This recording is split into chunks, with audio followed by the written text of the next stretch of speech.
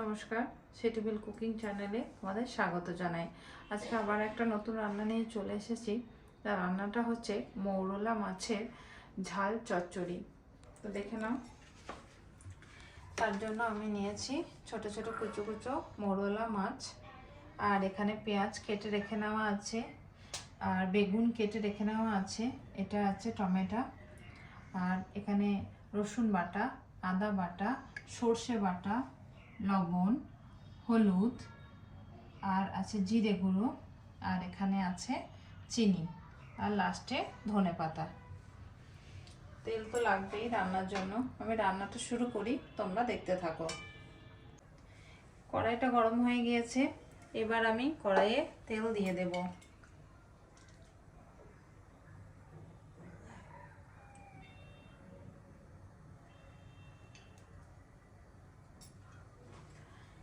তেল দিয়ে দিলাম। এই যে মাছগুলো আছে, এইগুলো মাছগুলোকে সুন্দর করে ভেজে নেওয়ার জন্য। তো মাছে একটু লবণ আর একটু হলুদ মিশিয়ে নেব। এবার এইটাকে মাখিয়ে তেলটা গরম হোক, আমি মাছগুলো সুন্দর করে ভাজবো। এবার মাছগুলো ভেজে নেব।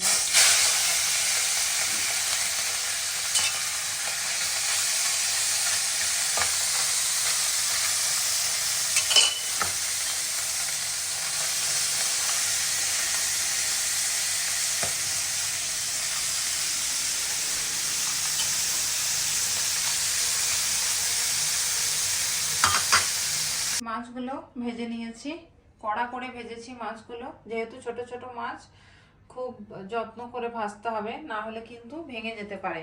এবার আমি কড়াইয়ে আরেকটু তেল দিয়ে নেব।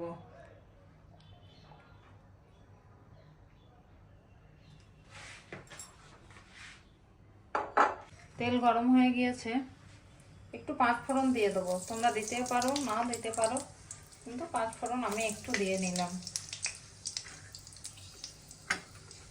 তারপর কেটে রাখা পেঁয়াজটা দিয়ে দিলাম।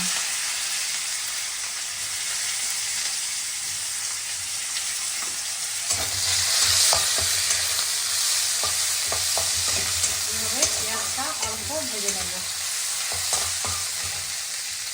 পেঁয়াজটা অল্প লাল করে ভেজে নিয়েছি। এবার আমি এর মধ্যে রসুন বাটা দিয়ে দেব পরিমাণ মতো। এটা দিচ্ছি আদা বাটা পরিমাণ মতো। এই যে সর্ষে বেটে রেখে নিয়েছি, সর্ষেটা দিয়ে দিলাম।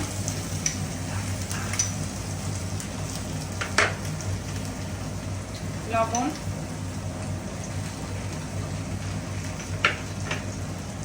হলুদ, জিরে গুঁড়ো,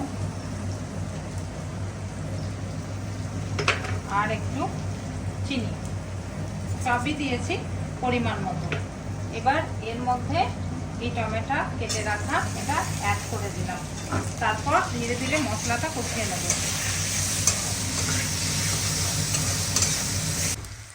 মশলাটা অল্প কষানো হয়েছে, একটু জল অ্যাড করতে হবে। খুব শুকনো হয়ে গেছে, তাই একটু জল অ্যাড করে আবার ধীরে ধীরে কষাবো। এই রান্নাটা করতে বেশি সময় লাগে না, একদম অল্প টাইমের মধ্যেই আমার রান্না কমপ্লিট হয়ে যাবে।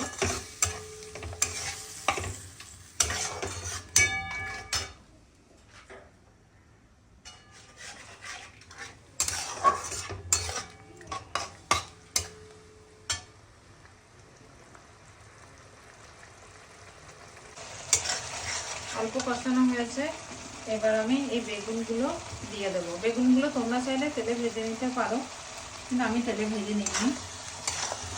এইভাবে আবার কষাবো সময় নিয়ে। একটু চাপা দিয়ে দেবো। এরপর একটু ঢাকাটা খুলে দেখে নিই কি পরিস্থিতিতে আছে। এবার মশলাটা ধীরে ধীরে গায়ে লাগছে।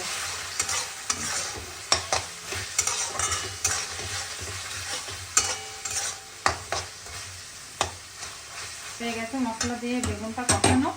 এবার জলটা দিয়ে দেবো।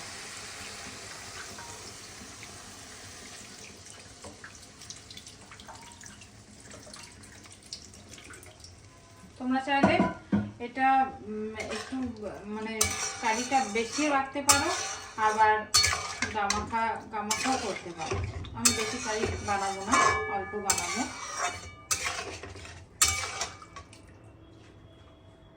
এটা আবার 5 মিনিটের জন্য ঢাকা দিয়ে দেব। গ্যাসটা থাকবে মিডিয়াম।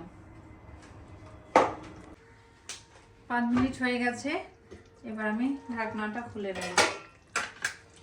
এই যে ঢাকনাটা খুলে নিয়ে বেগুনগুলো অর্ধেক সিদ্ধ হয়েছে। বেগুন সিদ্ধ হতে বেশি সময় লাগে না, অর্ধেক সিদ্ধ হয়েছে। এবার আমি ভেজে রাখা মাছগুলো সব দিয়ে দেব।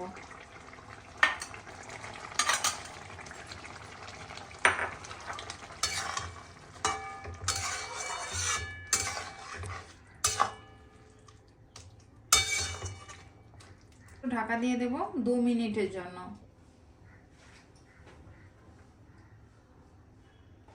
2 মিনিট হয়ে গেছে। এবার আমি এই ঢাকনাটা খুলে নেব।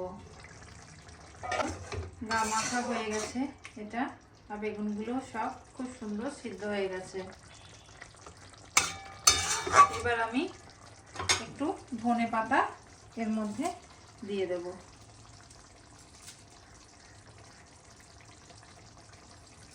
এইভাবে ফ্রেশ একদম।